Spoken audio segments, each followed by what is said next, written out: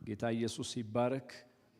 እንቆምና ከዛ የይሁዳን መልእክት አውጥተን እስከ ቁጥር 7 ድረስ ለማንበብ እንሞክራለን። ዛሬ እስከ እሱ ቁጥር ድረስ የምንችለውን ያህል ለመሄድ እንሞክራለን።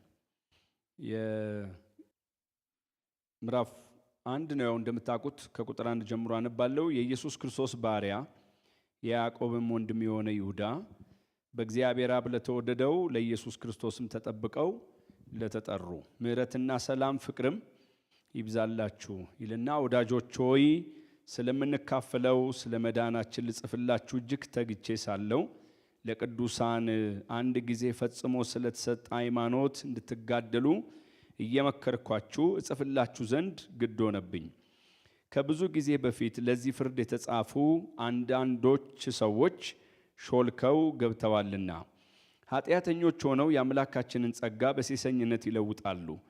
ንጉሣችንንና ጌታችንንም ብቻውን ያለውን ኢየሱስ ክርስቶስን ይክዳሉ።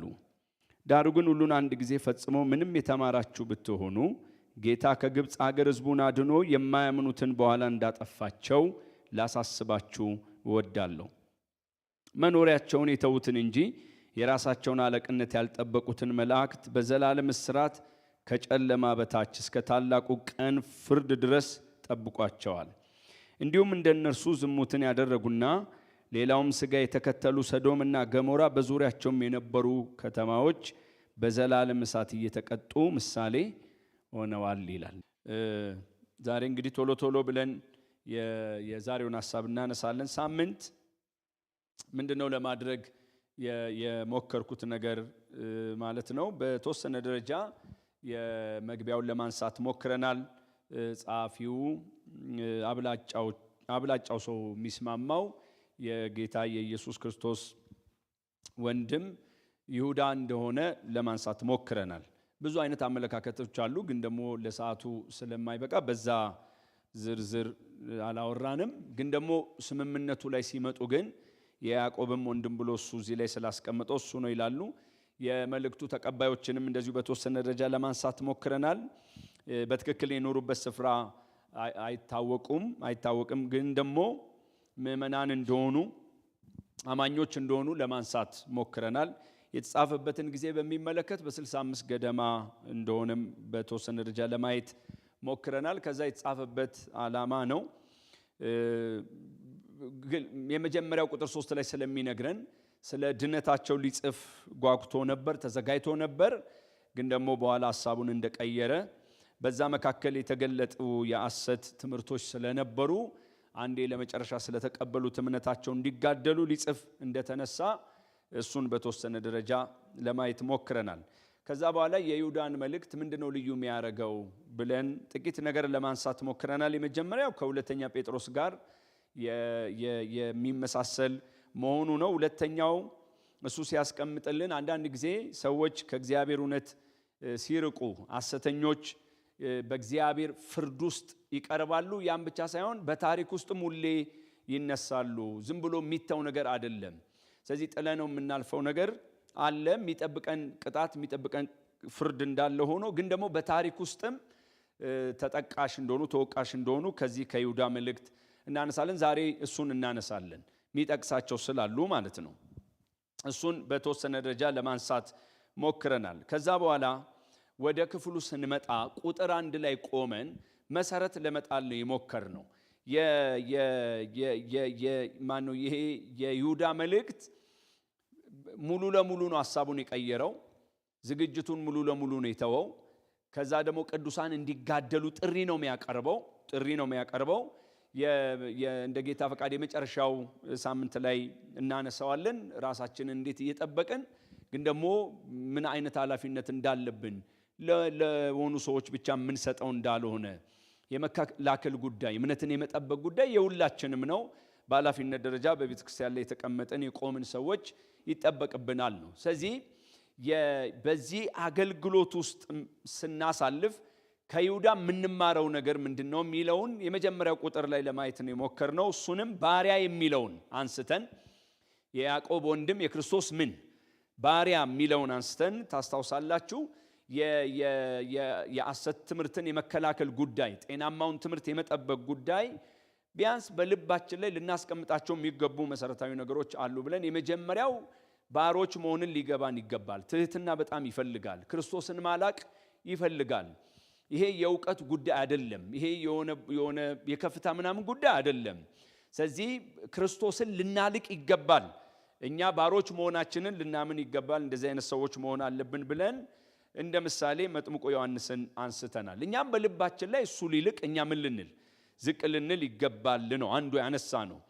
ግን ደግሞ የጴጥሮስን መልእክት አነሳንና ጴጥሮስም በዘመኑ የነበሩ ሐሰተኛ ትምህርቶችን ፊት ለፊት የተጋፈጠ ሰው ነው።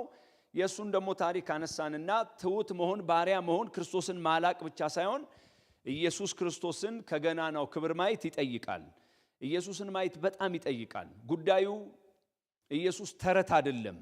በአይናችን አይተነዋል፣ ዳሰነዋል፣ ነክተነዋል ያሉትን ሐሳብ አንስተን እሱን ማየት በጣም ይጠይቃል። ወደዚህ ነገር የምንገባ ከሆነ ሐሰተኞችን መከላከል መቃወም ካለብን፣ ጤናማውን ወንጌል መጠበቅ ካለብን ማንን ማየት ተገቢ ነው? ክርስቶስን ማየት በጣም ተገቢ ነው ብለን አልንና ከዛ ጳውሎስ በገላትያ መጽሐፍ ላይ የተነሳውን የጸጋን የሚያክፋፋ ሕዝቡን እንደገና ወደ ሕግ የሚጨምረውን ትምህርት ሊቃወም ሲነሳ ያለውን ሐሳብ አነሳንና በሶስተኛ ደረጃ ያስቀመጥነው ነገር ደግሞ ፊት ለፊት ደግሞ መጋፈጥ ይጠይቃል። ፊት ለፊት መነጋገር ደግሞ ይጠይቃል። ልክ አይደለም ማለት ደግሞ ይጠይቃል። እኔ እውነተኛ ሐዋርያ ነኝ ጥሪ አለኝ ብሎ ፊት ለፊት እነሱን እንዴት ይቃወም እንደነበር አንስተናል። ስንጠቀልል ሶስት ነገር ነው ለማንሳት የሞከርነው። ሁል ጊዜ እውነተኛውን ትምህርት የመጠበቅ ደግሞ ሐሰተኛውን የማጋለጥ ነገር ውስጥ ስንገባ፣ ይሄን አገልግሎት ስንረከብ፣ በያለንበት ይሄንን ለማድረግ ስንታገል ሁል ጊዜ ትሁት መሆን፣ ባሮች መሆናችንን ማመን፣ ክርስቶስን ማላቅ የመጀመሪያ አጀንዳችን ይሁን።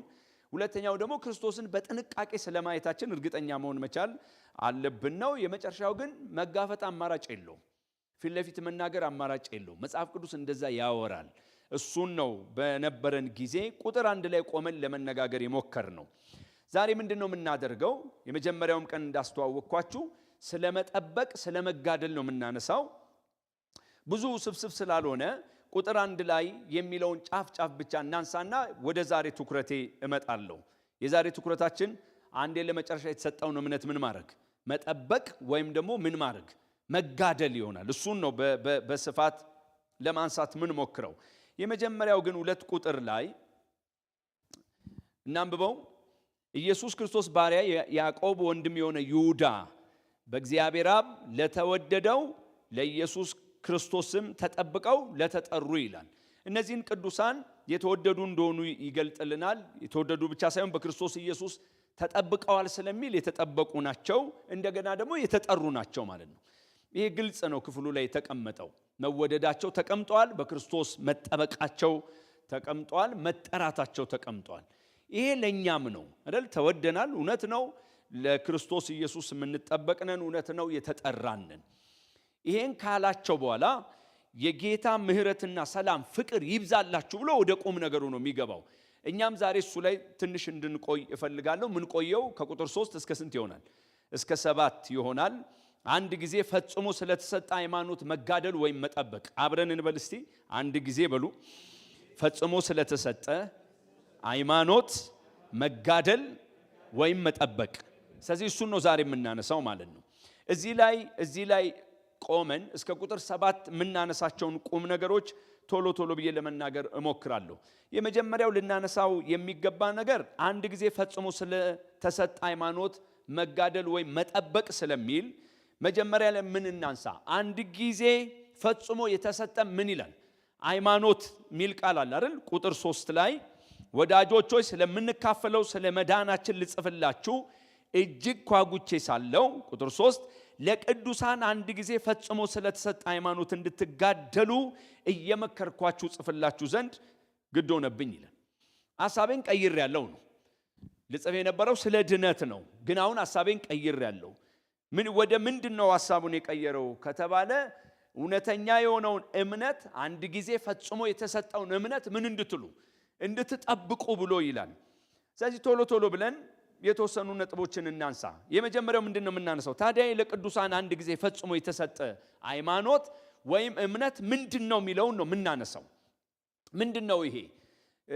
ይሁዳ የሚገልጥልን አንድ ጊዜ ፈጽሞ የተሰጠ ነው ሃይማኖታችን ነው እምነታችን ነው የሚለው ምንድነው ነው? እዚህ ላይ በጣም መሰረት ማስያዝ ያለብን ነገር አንዴ የተሰጠ ነው፣ ለመጨረሻ የተሰጠ ነው፣ መስተካከል የሚባል ነገር አያቀውም። እየቆየን ቅርጽ አናበጅለትም፣ ትንሽ ብንደራርበው አንልም። በራሱ በቂ ነው ማለት ነው። ምንም ሊጨመርለት ሊደረብለት አይችልም በየትኛውም ዘመን። እሱ ምን እንደሆነ ወደ ጢሞቴዎስ መጽሐፍ እንሂድና ጥቂት ነገር ቶሎ ብለን ለማየት እንሞክር። ምንድነው የአንድ ጊዜ ፈጽሞ ለቅዱሳን የተሰጠ የተባለው እምነት ወይም ደግሞ ሃይማኖት ምንድነው ስንል ታስታውሳላችሁ። አንደኛ ጢሞቴዎስ ምዕራፍ 6 ቁጥር 1 ላይ መልካሙን የእምነት ገድል ምን በል ተጋደል ይላል። እዚህም ላይ አንዴ ፈጽሞ ለዘላለም ስለተሰጠ ለቅዱሳን ስለተሰጠ እምነት ምን በሉ ነው የሚለን? ተጋደሉ ነው የሚለን። ምንድነው ይሄ እምነታችን? ምንድነው የእምነታችን? መጽሐፍ ቅዱስን በጣም ረጋ ብለን ስናይ ይሄ እምነታችን እውነታችን እንደሆነ ነው የሚነግረን። ይሄንን ለማለት ጥቂት ጥቅሶችን ላንብብላችሁ። አንደኛ ጢሞቴዎስ ምዕራፍ 2 ቁጥር 4 ላይ ሰዎች ሁሉ ሊድኑና እውነቱን ወደ ማወቅ ሊደርሱ በሚወድ በእግዚአብሔር በመድኃኒታችን ፊት መልካምና ደስ የሚያሰኝ ይህ ነው ይላል። እዚህ ጢሞቴዎስ ላይ ምን ተብሎ ተቀምጧል? እውነቱን ወደ ማወቅ የሚል ቃል አለ። ስለዚህ እውነተኛ ምንለው እምነታችን እውነተኛ ምንለው ሃይማኖታችን ምንድነው ካልን አንዱ እውነት ነው። ግን መጽሐፍ ቅዱስ እውነት ነው ብቻ ደግሞ ሳይሆን ትምህርታችንም እንደሆነ መልእክታችንም እንደሆነ ደግሞ ይናገራል። ላንብብላችሁ። አንደኛ ጢሞቴዎስ ምዕራፍ 4 ቁጥር 6 ላይ ስለዚህ ወንድሞችን ብታሳስብ በእምነት በተከተልከው በመልካም ትምህርት ቃል የምትመግብ የኢየሱስ ክርስቶስ መልካም አገልጋይ ትሆናለህ ይለዋል ለጢሞቴዎስ። በመልካም ትምህርት ቃል ምን የምትመግብ። ይሄ እውነተኛ የምንለው ሃይማኖት እውነተኛ የምንለው እምነት ምንድነው ካልን እውነት ነው ብቻ ደግሞ ሳይሆን ምናችንም ነው፣ መልእክታችንም ነው፣ ትምህርታችንም ነው። ጥሩ። መጽሐፍ ቅዱስ ታስታውሳላችሁ ቲቶ ምዕራፍ 2 ቁጥር 1 ላይ አንተ ግን ሕይወት ለሚገኝበት ትምህርት የሚገባው ምን በል ተናገር ይላል። ምንድነው የሃይማኖታችን ምንድነው የእምነታችን ስንል እውነታችን ነው፣ ትምህርታችን ነው፣ መልእክታችን ነው። መጽሐፍ ቅዱስ ግን እውነታችን ነው፣ ትምህርታችን ነው፣ መልእክታችን ነው ብቻ ሳይሆን የሚለው የተቀበልነው ነው ወይም ደግሞ አደራችንም ደግሞ ጭምር ነው። ምንም ምንለው እውነተኛ እምነት ምንለው ሃይማኖት ምንለው ጉዳይ የተቀበልነው ነው ወይም ደግሞ አደራችንም ነው። ታስታውሳላችሁ አንደኛ ጢሞቴዎስ ምዕራፍ 6 ቁጥር 20 ላይ ጢሞቴዎስ ሆይ በውሸት ዕውቀት ከተባለ ለዓለም ከሚመች ከከንቱ መለፍለፍና መከራከር እየራክ የተሰጠህን አደራ ምን በል ጠብቅ። ይህ ዕውቀት አለን ብለው አንዳንዶች ስለ እምነት ስተዋል፣ ጸጋ ካንተ ጋር ይሁን ይለዋል። ጳውሎስ ለጢሞቴዎስ የሚመክረው በውሸት ዕውቀት ከተባለ ለዓለም ከሚመች ከከንቱ መለፍለፍ መከራከር ራቅ ካለው በኋላ የተሰጠህንም አደራ ነው የሚለው። የተቀበለው ምን አለ ማለት ነው? አደራ አለ ማለት ነው። የሚገርማችሁ አንደኛ ጢሞቴዎስ ምዕራፍ 1 ላይም ቁጥር 12 ላይ ስለዚህ ምክንያት ይህን መከራ ደግሞ ተቀብያለሁ፣ ነገር ግን አላፍርበትም፣ ያመንኩትን አውቃለሁና የሰጠሁትንም አደራ እስከዚያን ቀን ድረስ ሊጠብቅ እንዲችል ተረድቻለሁ። በክርስቶስ ኢየሱስ ባለ እምነትና ፍቅር አድርገ ከኔ ሰማውን ጤናማ ቃል ምሳሌ ያዝ። መልካሙን አደራ በእኛ በሚኖረው በመንፈስ ቅዱስ ምን በል ጠብቅ ይላል። ስለዚህ እኛ ጋር የተቀመጠ አደራ አለ፣ የተሰጠን ምን አለ አደራ አለ። እሱም በመንፈስ ቅዱስ በኩል እንዲጠብቅ ለልጁ ለጢሞቴዎስ ይነግረዋል። አሁን ምን እንድናነሳ ነው? ይሁዳ በመልእክቱ ላይ አንዴ ለመጨረሻ የተሰጠው የእምነት ምንድነው ብለን ስንመረምር እውነት መሆኑን እናገኛለን፣ መልእክትና ትምህርት መሆኑን እናገኛለን፣ አደራም መሆኑን እናገኛለን። አሁን እዚህ ላይ መጠየቅ ያለብን ጥያቄ ምንድነው መጠየቅ ያለብን ከተባለ ይሄ የተቀበልነው እውነት ምንድነው?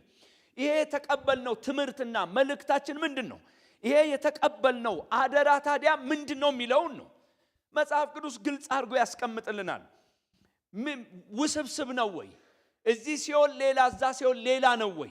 እኛ ሀገር ሲሆን ሌላ ሌላ ሀገር ሲሆን ሌላ ነው ወይ ነው? በፍጹም አይደለም።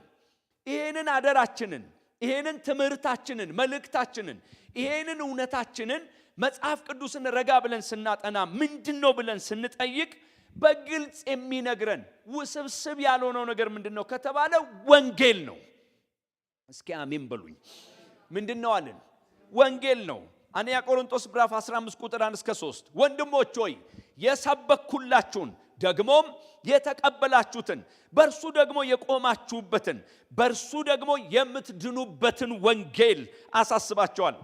በከንቱ ካላመናችሁ በቀር ብታስቡት በምን ቃል እንደሰበኩላችሁ አሳስባችኋለሁ። እኔ ደግሞ የተቀበልኩትን ከሁሉ በፊት አሳልፌ ሰጠኋችሁ እንዲህ ብዬ መጽሐፍ እንደሚል ክርስቶስ ስለ ኃጢአታችን ሞተ ተቀበረም፣ መጽሐፍም እንደሚል በሶስተኛው ቀን ምን አለ? ተነሳ ይላል። ጳውሎስ ምንድነው የሚለን? የሰበኩላችሁ ነው፣ የተቀበላችሁት ነው፣ የቆማችሁበት ነው፣ የዳናችሁበት ነው ይልና ይሄንን ወንጌል ምን እላችኋለሁ? አሳስባችኋለሁ ይላል። ይሄ ወንጌል በሕይወታቸው ላይ ተሰብከዋል፣ ተቀብለውታል፣ ቆመውበታል፣ ድነውበታል። እሱን አሳስባለዋልና ምንድነው ታዲያ ይሄ ወንጌል? መጽሐፍ ምንድነው የሚለው? መጽሐፍማ ክርስቶስ ስለ ኃጢአታችን ምን አለ? ሞተ ነው። ክርስቶስ ስለ ኃጢአታችን ሞተ ነው፣ ተቀበረ ነው። ደግሞስ በሶስተኛው ቀን ምን አለ? ተነሳ ነው።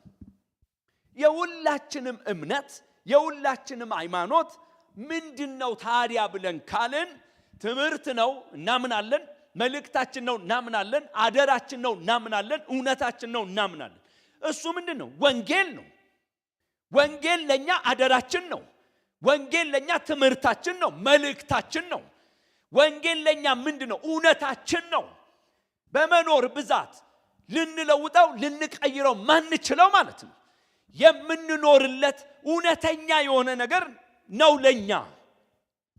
ስለዚህ ይሁዳ እያለ ያለው ምንድነው? ስለ ድነት ልጽፍ ነበር ግን ብሎ ሚለን ምንድነው ከተባለ ተወውና እሱን ስለዚህ ወንጌል ስለ መስቀሉ ስለ ተገኘንበት ስለ ዳንበት በዘመናት መካከል ስለማይቀየረው ስለዚህ ንጹህ ወንጌል እንድትጋደሉ እጽፋለሁ አለ።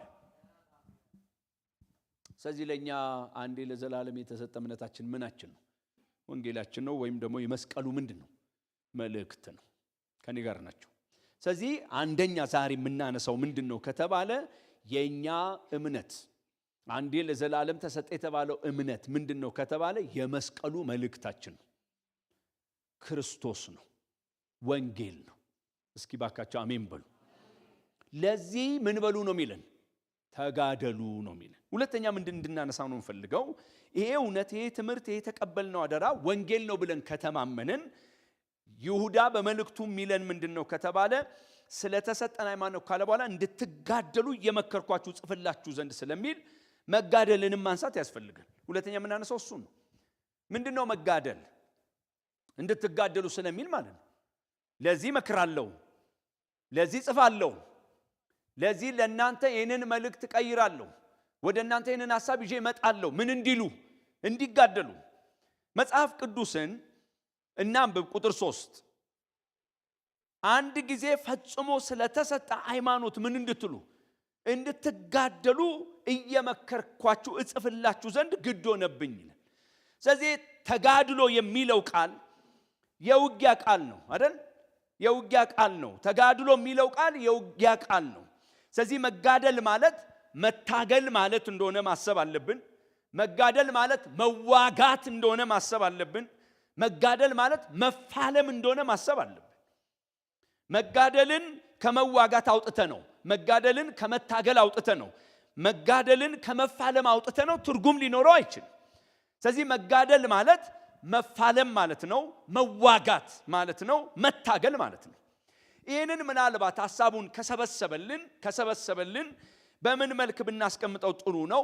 ስለምንጋደልለት ጉዳይ በቂ ትኩረት መስጠት ማለት ነው። እስቲ በቂ ትኩረት በሉ። በቂ ትኩረት መስጠት፣ ለዛ ነገር ራስን ፈቅዶ ምን ማድረግ? ማስገዛት። ለዛ ጉዳይ ራስን ፈቅዶ ማስገዛት ወይም በቂ ጥልቅ የሆነ መረዳት መያዝ ማለት ነው መጋደል ማለት። መቼም እኛ እንደ አማኝ ልንጋደል የምንችልበት ስጋዊ መንገድ የለንም። ለወንጌል እንጋደላለን ስንል ምን ይያልን ነው ከተባለ ስለዚህ ስለተቀበልነው ወንጌል ስለዚህ ስለተቀበልነው እምነት መጋደል ማለት ለወንጌሌ ትኩረት እሰጣለሁ ማለቴ ነው። ለወንጌል ራሴን አስገዛለሁ ማለቴ ነው።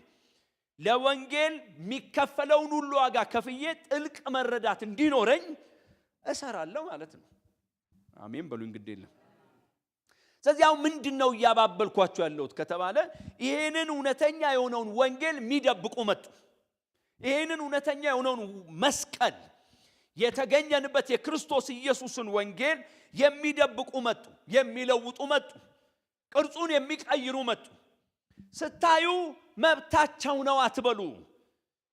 ለወንጌል የሚገባውን ቦታ ስጡ፣ ትኩረት ስጡ፣ እመም ይኑረው። እኔንም ይመለከተኛል እንበል። ለሆነ አንድ ሰው አሳልፈን የምንሰጠው አይደለም። እዛ ውስጥ ራሳችንን እንጨምር።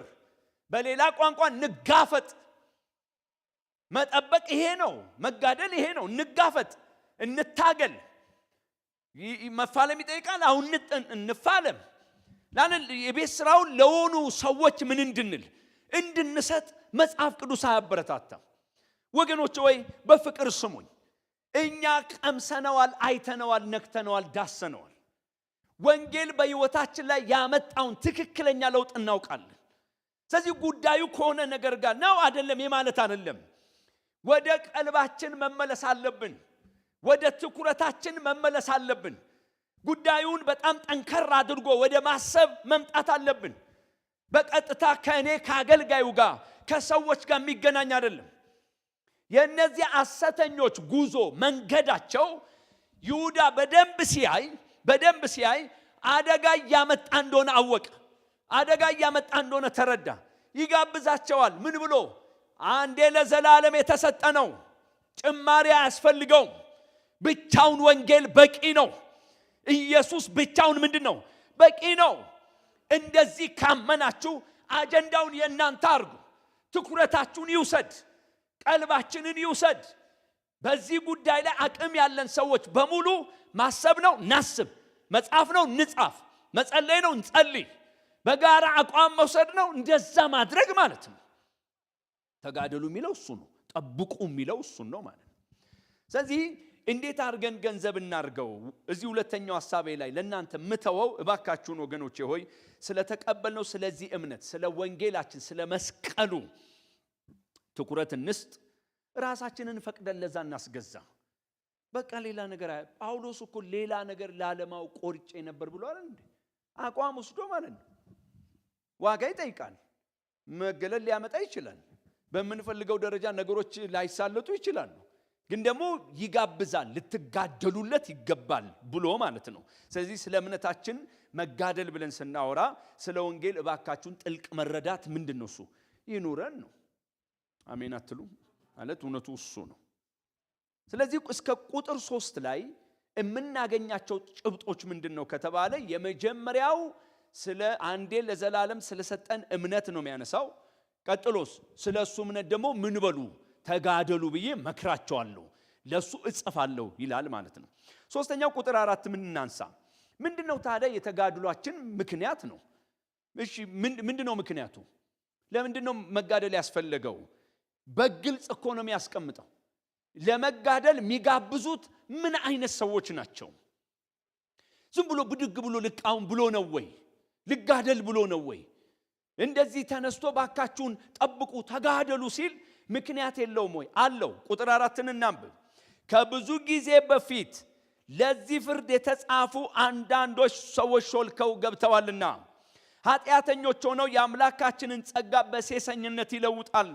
ንጉሳችንንና ጌታችንን ብቻውን ያለውን ኢየሱስ ክርስቶስን ምን ይላሉ? ይክዳሉ አለ። አንዴ ለዘላለም የተሰጠ እምነት አለን። አዎ ወንጌል አለን። አዎ እሱን አጥብቀን ይዘን ነበር በትክክል። ለምንድነው ተጋደሉ ያለው? ምንድነው ምክንያቱ? ለዚህ እንደ ምክንያት የሚጠቅሳቸው እነማን ናቸው? በጣም አደገኛ ነገር ያስቀምጣል። ቶሎ እናንሳ። በዚህ በሶስተኛው ስር የመጀመሪያ የምናነሳው ጸሐፊው ሲያስቀምጥልን ይሁዳ በመልእክቱ ቀድሞም ለፍርድ የተጻፉ ናቸው ይላል። ቀድሞም ለምን የተጻፉ? ለፍርድ የተጻፉ ሰዎች ናቸው ይላል። የይሁዳ የተጋደሉ ጥሪው ምክንያቶች እነማን ናቸው ካልን ቀድሞም ለፍርድ ምን ያሉ? የተጻፉ። በጣም ክፍሉን ስናይ እነዚህ ሰዎች መጀመሪያም ለምን የተጻፉ ናቸው? ለፍርድ፣ ወይም አንዳንዶች እንደሚሉ ከፍርድ አያመልጡም የሚሉት ማለት ነው። እንደነዚህ አይነት ሰዎች መካከላቸው ላይ አሉ። መጀመሪያም ለምን? ለፍርድ የተጻፉ ማለት ነው። መቼም ባለፈውም ሳምንት ነግሬያቸዋለሁ፣ ዘመኑ የሚዲያ ዘመን ስለሆነ የተለያዩ ነገሮችን የምንሰማበት ነው። እኔ ግን እንደ እግዚአብሔር አገልጋይ ራሴንም እናንተንም መጠየቅ ግን የምፈልገው እኔ ከመነሻው ከጌታ ጋር በቂ ትውውቅ አለኝ ወይ? የበራልኝ ብርሃን አለ ወይ? ሳምንት እንዳነሳ ነው ኢየሱስን የማየት እድሉ ገጥሞኛል ወይ? እሱ መጠየቅ በጣም ያስፈልጋል። ስኖር ኑሮዬን ዓላማዬና ግቤ ባለውበት ዘመን ይሄ የተረዳሁትን ኢየሱስ በልቤ ላይ መሳልና ባገኘው አጋጣሚ ማስተዋወቅ ነው ወይ? እሱን መጠየቅ በጣም ያስፈልጋል። ምንላችሁ እንደፈለኩ አስረዳለሁ። የእውነት ለመናገር ህይወቴን ስመራ ለራሴ የቀረጽኩት እኔም ብቻ ይገልጣል ብዬ የምለው ጆሮዬን ደፍኜ የምኖርበት ነገር የለኝም ወይ? ማለት የለኝም ወይ? በራሴ ብቻ የምመራ አይነት ሰው አይደለሁም ወይ? አሁን ምን እንድታስቡ ነው? በዚህ ልክ የሚደሰኩር ሰው ከተገኘ ራሴን ጨምሮ ከጌታ ጋር ያለኝ ግንኙነት ልል ከሆነ ሌሎች ነገሮችን ምደራርብ ከሆነ የወንጌሉ ትምህርት ሲታመም ምንም ከመሰለኝ ለዛ ደግሞ ሚናውን የምጫወት ፊተኛ ከሆንኩ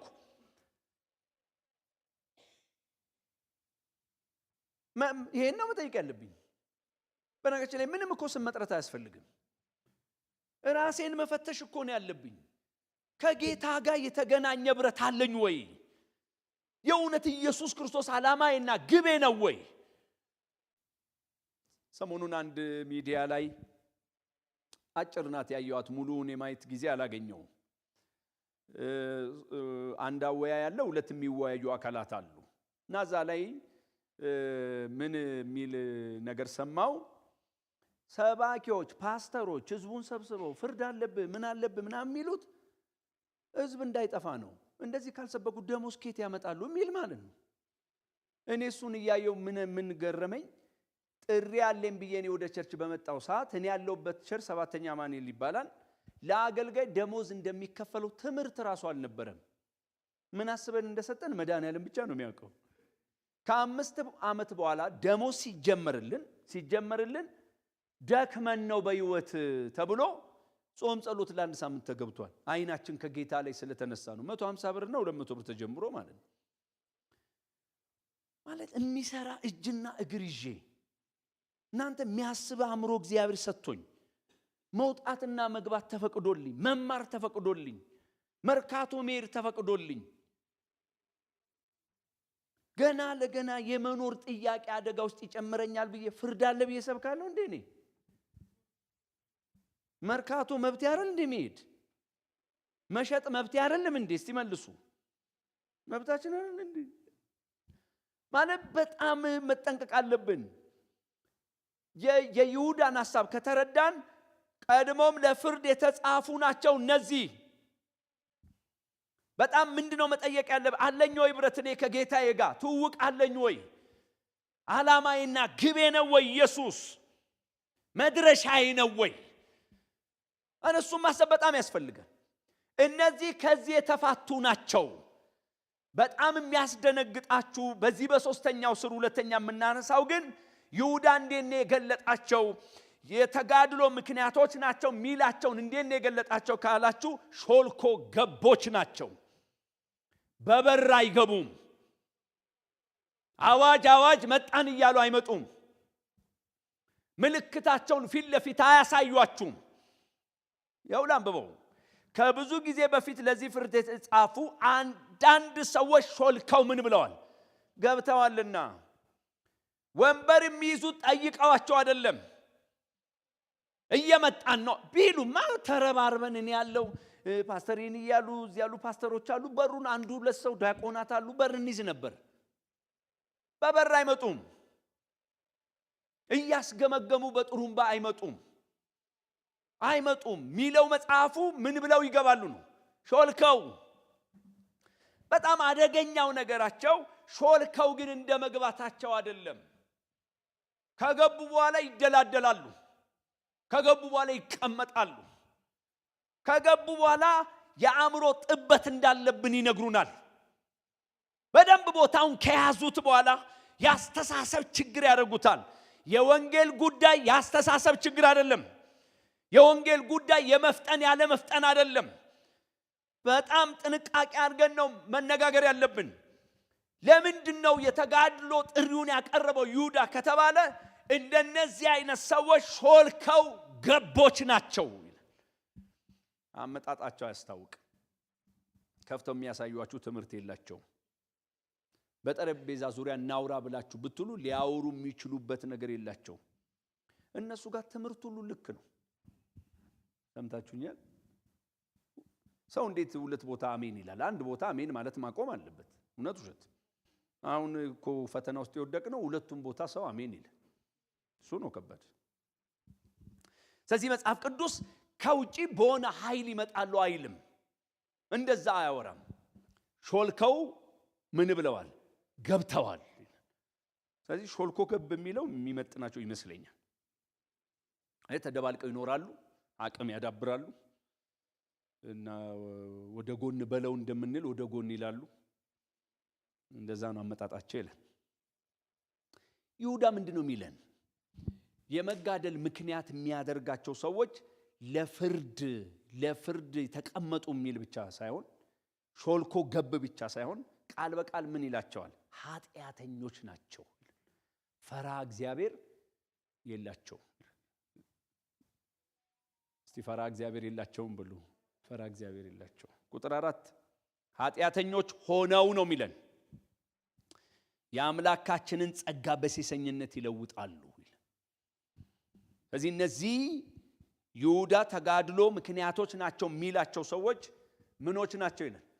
ኃጢአተኞች ናቸው። የአምላካችንን ጸጋ በድፍረት በሴሰኝነት ይለውጣሉ። በጣም ጸጋን ስለሚደሰኩሩ ኃላፊነት ይጠፋብናል። ስለዚህ ምንም ማለት ይላሉ ማለት የተለመደውን ቋንቋ ልበል፣ በቃ አታካብድ ይላሉ ማለት አታካብድ ምናምን ይላሉ። በእነሱ ዙሪያ ለመሽከርከር ከሞከራችሁ መንፈሳዊነት የሚባል የለባቸውም። ስለዚህ አታጨናንቀኝ፣ በቃ አንዴ ሞቶልኛል፣ ጸጋ በላይ ላይ ፈሷል። ከሞን እንደዚህ የለም። ምንም የቤት ስራ ከሌለብን እንዴት ይሆናል? እኔ ከጸጋ ጋር ሌላ ተደራቢ ነገር አለው አልኩ እንዴ? አላልኩም። ግን ቃሉ የሚለው ሴሰኛ ነው የሚለው። ሴሰኞች ናቸው ነው የሚለው። ይሄንን ደግሞ በክቡሩ የአምላክ ጸጋ ነው የሚለውጡት ነው የሚለው። የክርስቶስ ኢየሱስ ጉዳይ ነፃ ስጦታ ነው፣ እውነት ነው። የጸጋ ጉዳይ ነፃ ስጦታ ነው፣ እውነት ነው። ግን ደግሞ ሞት እኮ የተጠየቀበት ነው። ኤሎሂም እኮ የተባለበት ነው። አባቱ እኮ ፊቴን አዞረብኝ አይደል የተባለበት እኮ ነው። ብትወድ ይህች ጽዋ ከኔ ምን ትበል ትለፍ እኮ የተባለበት ነው። ብዙ እኮ ጣር እኮ የፈሰሰበት ነው። እነሱ ግን ኃጢአተኞች ስለሆኑ ፈሪሃ እግዚአብሔር ስለሌላቸው ይሄንን ክቡሩን ጸጋ በምን ይለውጣሉ? በሴሰኝነት ይለውጣሉ ይላል። በእርግጥ በደንብ በጥንቃቄ ይቅርታ ለዚህ ንግግሬ። አሁንም እንደላይኛው ልጠይቅ የምፈልገው ራሴን ጨምሮ ሁልጊዜ ልጠይቅ የሚገባኝ ተደረሰብኝ አልተደረሰብኝ እኮ ከሚል ርዕስ መውጣት አለብኝ። በትክክል እኔ የእግዚአብሔርን ጸጋ ተካፍያለሁ ወይ ነው? የእግዚአብሔርን ጸጋ መካፈል ይበልጣል? ተደረሰብኝ አልተደረሰብኝ ይበልጣል? እኔ መረጃ ኖሮኝ ባወራችሁ እንደዛ መረጃ የለኝም። ግን ደግሞ አብሮ ከተማ ውስጥ እንደሚኖር ሰው አንዳንድ እኮ የምንሰማው ነገር ጆሮ እኮ ጭው የሚያደርግ ነው። እንዴት በክርስቶስ ኢየሱስ ስም ተጠርቶ ሰው እንዴት አገልጋይ ሆኖ በዝግ ቤት ይጠጣል? ማን ምን ማለት ነው? እንደዛ ነው እንግዲህ የሚወራው ማለት ነው። አረ እንደሱ እኮ አይደለም። አንድ መሰለ እንዴ ከአንድም ሁለት ከአንድም ሶስት ከአንድም አራት ሴት ጋር ይተኛል እንዴት ይባላል? በዚህ ደረጃ እንዴት መግባባት ላይ ይመጣል? እንዴት ለሚመጣው ትውልድ አናስብም? ማለት ከኛ በኋላ ለሚመጣው ትውልድ እንዴት አናስብም? ስለዚህ የሚለው ምንድነው? ካሉም ሾልኮ ገቦች ብቻ ሳይሆኑ ኃጢአተኞች ናቸው። ፈሪሃ እግዚአብሔር የሚባል የለባቸው። ክቡሩን የጌታን ጸጋ በሴሰኝነት ምን ይላሉ? ይለውጣሉ፣ ይቀይራሉ አለ ማለት። መከራ እኮ ነው የምንበላውን አብረን። እንደዛ እኮ ነው። ሰው እኮ አሁን ደፍሮ ነው የሚጠይቀው።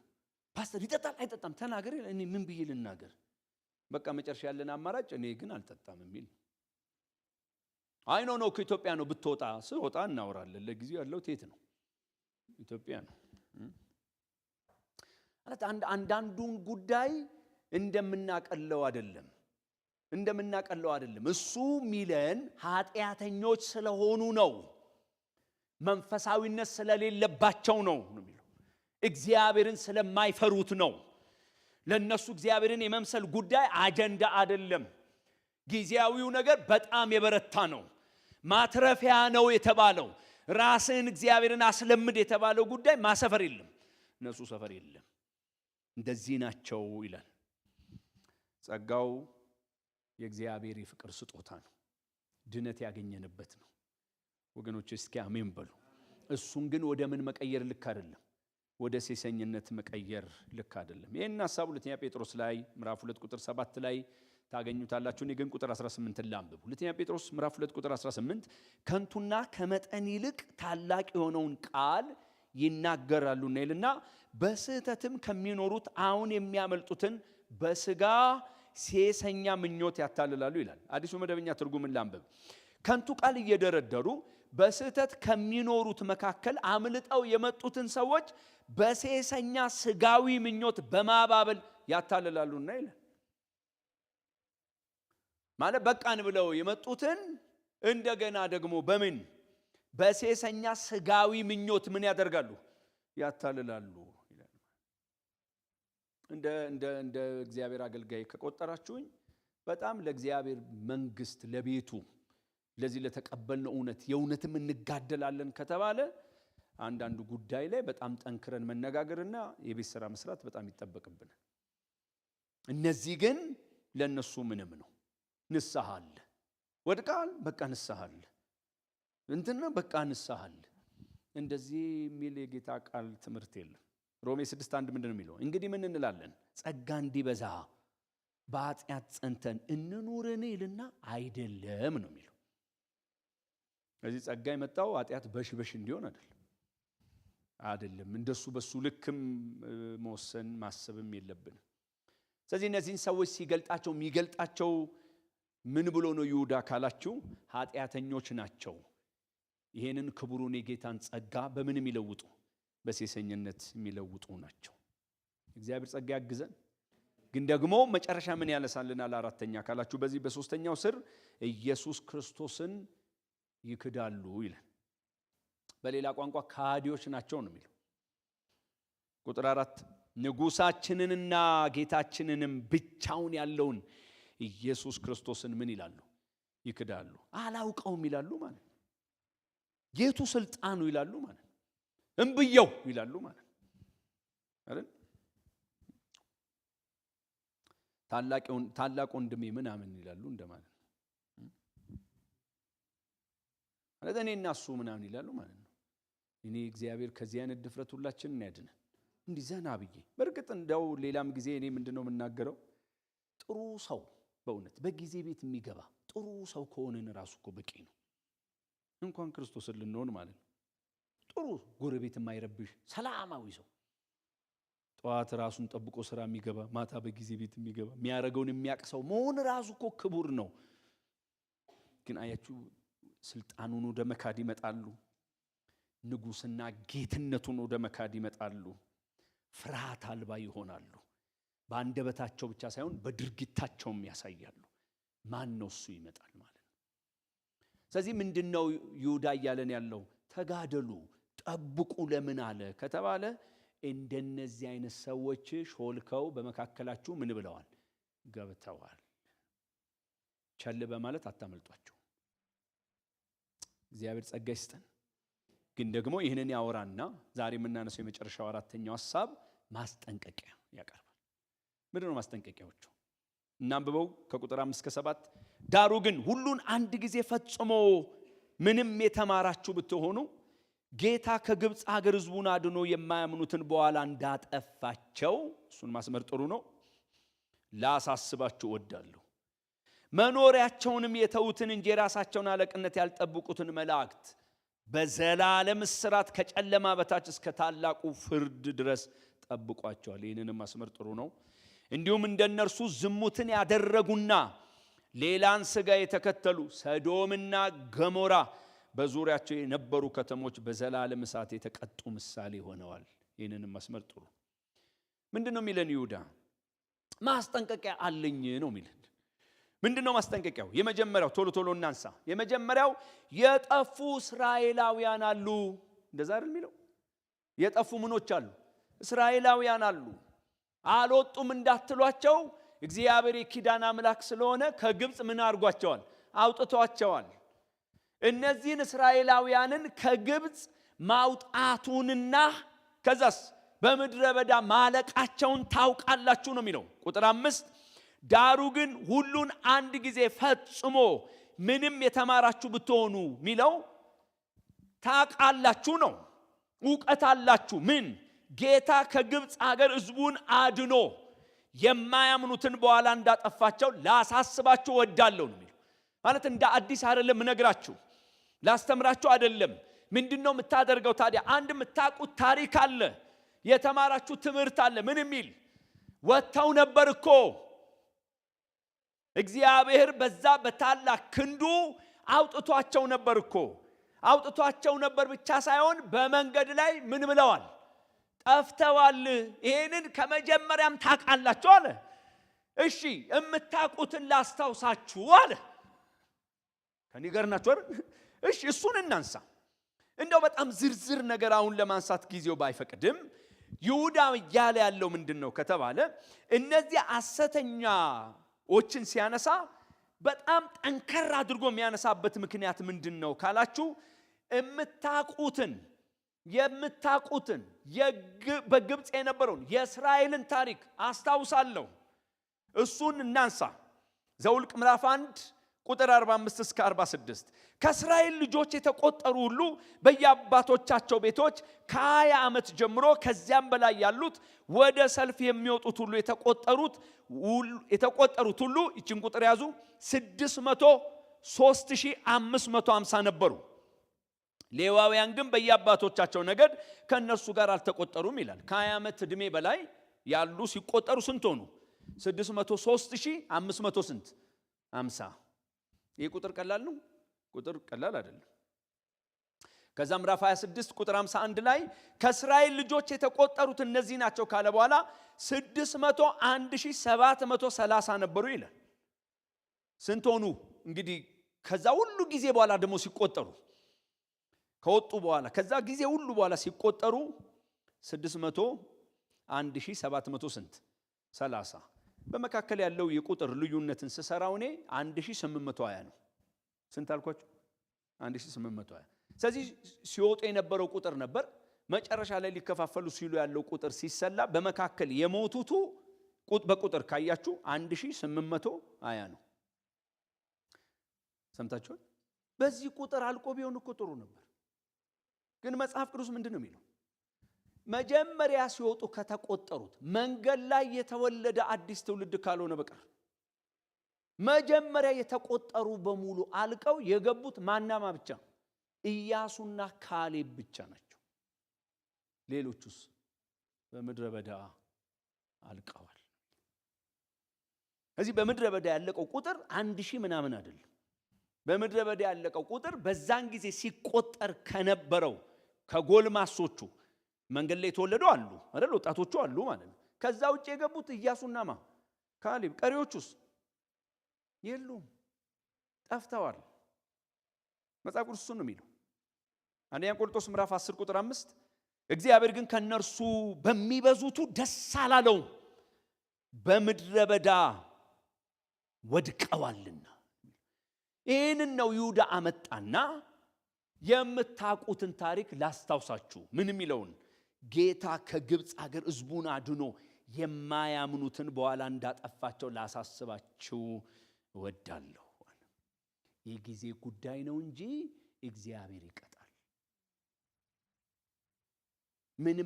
ምንም እንደማይፈጠር እንዳታስቡ። የዚህ ነገር መጨረሻው ጥፋት ነው። ከኔ ጋር ናችሁ ወይ? ምሳሌ አይደል እንደሚያነሳልን? እስራኤል በምድረ በዳ ከጠፋች ለሐሰተኞቹ እኮ ነው የሚናገረው። ምን ብሎ? በግልጽ እናውራ፣ የወጣ ሁሉ አልገባም፣ አምኛለሁ ያለው ሁሉ በምድረ በዳ ጥሶ አላለፈም። አብላጫዎቹ ምን ብለዋል? አልቀዋል። ጌታን አልታዘዙትምና አጥፍቷቸዋል። ተፈታትነውታልና ምድረ በዳ ምን ብለዋል? ቀርተዋል። ስለዚህ ምንድነው መረዳት ያለብን? እኛ ምንድነው የሚነግረን? ዓለም መጥፋት አለ። ዝም ብሎ እንደምንቀልደው አይደለም። ምሳሌ አድርጎ የሚያነሳው እሱን ነው። ስለዚህ ይሁዳ ሲያስጠነቅቅ እነሱ ጠፍተዋል፣ ይሄን ደግሞ እናንተም ታውቃላችሁ አለ። ሁለተኛ ደግሞ የሚያነሳቸው የወደቁ ምኖች ነው የሚለው? መላእክት ነው የሚለው። ይሁዳ ቁጥር 6 መኖሪያቸውን የተዉትን እንጂ የራሳቸውን አለቅነት ያልጠበቁትን መላእክት በዘላለም እስራት ከጨለማ በታች እስከ ታላቁ ፍርድ ድረስ ጠብቋቸዋል። እንግዲህ ይሁዳ ከሌሎቹ መልእክቶች አንዱ የሚለየው በጨለማው ዘመን ተጽፈዋል ከሚባሉቱ መጽሐፍ መጠቃቀሱ ነው። እዚህ ላይ ዝርዝር ነገር አንስተን ስለ እነዚህ መላእክት አሁን ለማጥናት ጊዜውም አይፈቅድም። ቢያንስ ግን ምን እንድትይዙልኝ እፈልጋለሁ? መኖሪያቸውን የተዉ የሚል ቃል አለ። መኖሪያቸውን የተዉ የሚል የለም። ከዛስ የራሳቸውን አለቅነት ያልጠበቁ የሚል የለም አለ። በዘላለም እስራት ከጨለማ በታች እስከ ታላቁ ፍርድ ድረስ ጠብቋቸዋል። ስለዚህ ምሳሌ አድርጎ ሲያነሳ ለእነዚህ ሐሰተኞች እያላቸው ያለው ነገር አለ። ማንም ይሁን እኔን ጨምሮ ስፍራ ለቀሃል፣ እንደዛ ነው መነጋገር ያለብን። ስፍራ ለቅቅ ያለው እንደዛ ነው ማውራት ያለብን። ማለት የተሰጠንን ያንን ትተናል፣ እሱን ነው መነጋገር ያለብን። እሱን ነው የሚያነሳው። ስለዚህ ክፍሉን እያጠናን ስንመጣ ይሁዳ የሚለን እነዚህ የወደቁ መላእክት ቦታ የነበራቸው ናቸው፣ ስልጣን የነበራቸው ናቸው፣ ስፍራ የነበራቸው ናቸው። ግን ወደቁ ብቻ አይደለም፣ ቀን ተጠብቆላቸዋል። ለመጨረሻ ምን ፍርድ ማለት ነው። ስለዚህ ሐሰተኞችን ስናነሳ ይሁዳ እያለን ያለው በንግግራቸውም በተግባራቸውም ከሃዲነታቸውን የሚያረጋግጡ ይህንን የተሰጠንን እምነት የሚረብሹ ወንጌልን በተለያየ መንገድ ወደ ግራና ወደ ቀኝ የሚያደርጉቱ ከዚህ መማር አለባቸው። እነሱን ለዘላለም ጥፋት ከጠበቀ አይቀርላችሁም ይመስለኛል። እንግዲህ ከዛ መጨረሻ የሚያነሳው ግን ምንን ነው? ሰዶምና ገሞራን ነው። ቁጥር 7 እንዲሁም እንደነርሱ ዝሙትን ያደረጉና ሌላን ሥጋ የተከተሉ ሰዶምና ገሞራ በዙሪያቸውም የነበሩ ከተሞች በዘላለም እሳት የተቀጡ ምሳሌ ሆነዋል ይላል። እዚህ ክፍል ላይ ስታጠኑ እንደነርሱ የሚለው በአጭር አማርኛ እንደ ሰዶምና ገሞራ ማለቱ ነው። ይህን ታሪክ ዘፍጥረት ላይ ሄደን 1-2 ጥቅስ እናንብብና ሐሳቤን ጠቀልላለሁ። ዘፍጥረት ምዕራፍ 19 ላይ ከቁጥር 1 ጀምሮ ሁለቱም መላእክት በመሸ ጊዜ ወደ ሰዶም ገቡ። ሎጥም በሰዶም በር ተቀምጦ ነበር። ሎጥም ባያቸው ጊዜ ሊበቀላቸው ተነሳ። ፊቱንም ደፍቶ ወደ ምድር ሰገደ። ሊቀበላቸው ተነሳ። ፊቱንም ደፍቶ ወደ ምድር ሰገደ። አላቸውም ጌቶቹ ወደ ባሪያችሁ ቤት አቅኑ፣ ከዚያ ምደሩ፣ እግራችሁንም ታጠቡ፣ ነገ ማልዳችሁም መንገዳችሁን ትሄዳላችሁ። እነርሱም በአደባባዩ እናድራለን እንጂ አይሆንም አሉት። እጅግም ዘበዘባቸው። ወደ እርሱም አቀኑ፣ ወደ ቤቱም ገቡ። ማዕድ አቀረበላቸው፣ ቂጣንም ጋገረ፣ እነርሱም በሉ። ገናም ሳይተኙ የዚያች ከተማ የሰዶም ሰዎች ከብላቴናው ጀምሮ እስከ ሽማግሌው ድረስ በየስፍራው ያለ ሕዝብ ሁሉ ቤቱን ከበቡት። ሎጥንም ጠርተው እንዲህ አሉት፣ በዚህ ሌሊት ወደ ቤት የገቡ ሰዎች ወዴት ናቸው? እናውቃቸው ዘንድ ወደኛ አውጣቸው ይልቃል። ከዚህ በኋላ የሎጥን ጭንቅ ታስታውሳላችሁ አይደለም? ልመናውን ታስታውሳላችሁ። እባካችሁ ይላል አይደል? እባካችሁ ነው። በጣም የግድ ነው ካላችሁ ወንድ የማያውቁ ሴት ልጆች አሉኝ አይደል? እነሱን ምን ልበል? ልስጥ እስኪል ማለት ነው። ልስጥ እስኪል ማለት ነው። ይሄንን ክፍል እያጠናን ስንመጣ በኃይል ይነቀንቁ ስለነበረ ውስጥ የነበሩ ለሎጥ ማሳሰቢያ ሰጡ። አንተ ግባ ብለው አንተ ግባ አይደል አላሉ? መጽሐፍ ቅዱስ ቁጥር 24 ምን ይላል? እግዚአብሔርም በሶዶምና በገሞራ ላይ ከእግዚአብሔር ዘንድ ከሰማይ እሳት ዲን አዘነበ። እነዚያንም ከተሞች በዙሪያቸው ያለውን ሁሉ በከተሞችም የሚኖሩትን ሁሉ የምድሩንም ቡቃያ ሁሉ ገለበጠ። የሎጥም ሚስት ወደ ኋላው ተመለከተች፣ የጨው ሐውልትም ሆነች። አብርሃምም በእግዚአብሔር ፊት ቆሞ ወደ ነበረበት ስፍራ ለመሄድ ማልዶ ተነሳ። ወደ ሶዶምና ወደ ገሞራ በዛች ሀገር ወዳለው ምድር ሁሉ ተመለከተ። እነሆ የአገሪቱ ጢስ እንደትሆን ጢስ ሲነሳ አየ። እግዚአብሔርም እነዚያን የአገር ከተሞች ባጠፋ ጊዜ አብርሃምን አሰበው። ሎጥ ተቀምጦበት የነበረውን ከተማ ባጠፋ ጊዜ ከዚያ ጥፋት መካከል ሎጥን ምን አለው ይላል? አወጣው ይላል። ባጭሩ እግዚአብሔር ትላንትና ከሶዶም ጋር በተያያዘ ቅጣት ካጠፋ ዛሬ አሰራሩን አይቀይርም። ለቤተ ክርስቲያን በጣም ከባድ ፈተና የሆነ ዘመን እንደሆነ ታውቃላችሁ።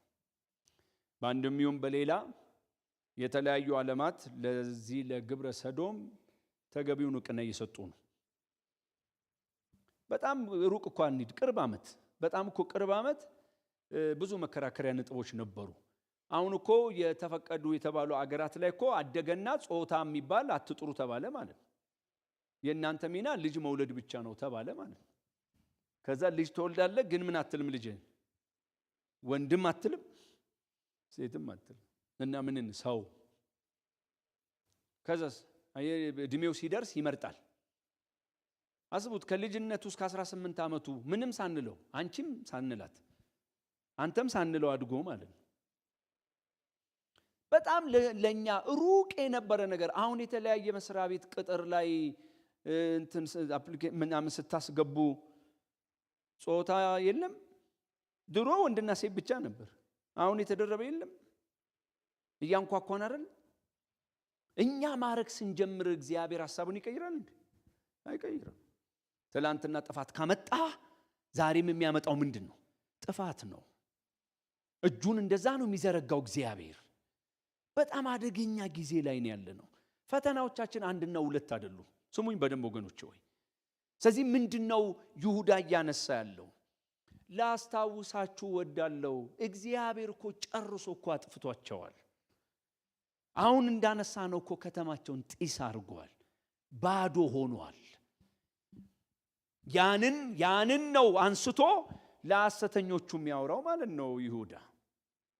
ስለዚህ ዛሬ ስንሰበስብ እንዴት ብንሰበስብ በጣም ደስ ይለኛል ወገኖቼ ሆይ።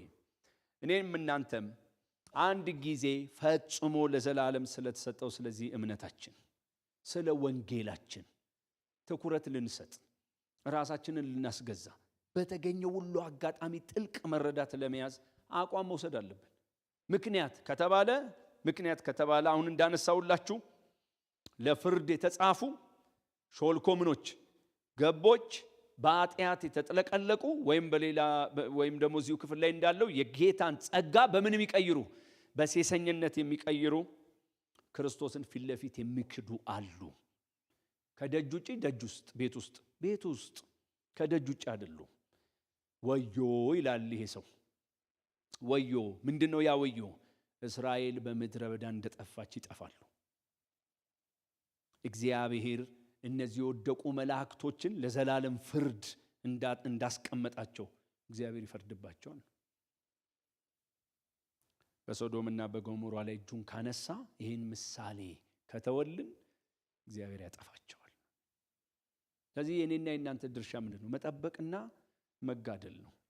የአስተሳሰብ ልዩነት፣ የእውቀት ልዩነት፣ የንግግር ልዩነት አናድርግ። የምንኖርለት ነገር ይሆንልን። እስኪ አሜን በሉ። እግዚአብሔር በቀጣይ ዘመን አብረን ከምንኖራቸው ሰዎች ጋር በቤታችን በየቀኑ ከምናያቸው የትኛውም ሁኔታዎች ጋር ከምናነባቸው መጽሐፎች ጋር ተያይዞ አንዴ ለዘላለም የተቀበልነውን እምነት ከሚሸረሽር ነገር ራሳችንን መጠበቅ፣ በዛ ልክ መጋደል ይሆንል። ለምን የሉም እንዳንል ሾልከው ምን ብለዋል ይላል? ገብተዋል ይላል። ነገርየው ቀልድ እንዳልሆነ ደግሞ የምታውቁት እግዚአብሔር ይህን ጉዳይ ይቀጣል። እግዚአብሔር በዚህ ጉዳይ ላይ እጁን ምን ይላል? ይዘረጋል። እግዚአብሔር ፍርድ አለው። እግዚአብሔር በዚህ ጉዳይ ላይ ይቆጣል። ምሳሌ ብሎም ያነሳልን እሱን ነው። እግዚአብሔር ጸጋውን ያብዛልን።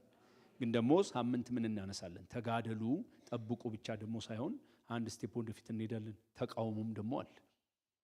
መጠበቅ አንድ ነገር ነው፣ መጋደል አንድ ነገር ነው፣ መቃወም ደግሞ ሌላ ነገር ነው። እሱን የሚቀጥለውን ሳምንት እንደ ጌታ ፈቃድ እናያለን። አጭር ጸሎት ላርግና እንጨርስ።